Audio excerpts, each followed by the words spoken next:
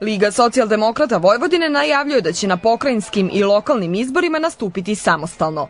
Na izbore za republički parlament ići će u koaliciji koju predvodi Demokratska stranka, jer kako kažu, jedino ona može da obezbedi nesmetan nastavak evrointegracije zemlje.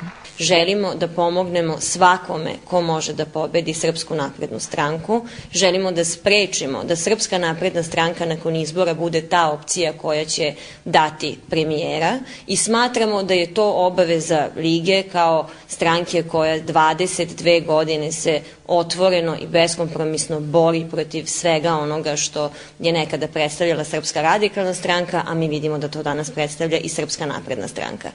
Aleksandra Jerkov kaže da je lider LSV-a Nenad Čanak spreman da preuzme odgovornost za funkciju predsednika vlade Vojvodine, dok će, kako kaže, ona biti kandidatkinja za gradonačelnicu Novog Sada.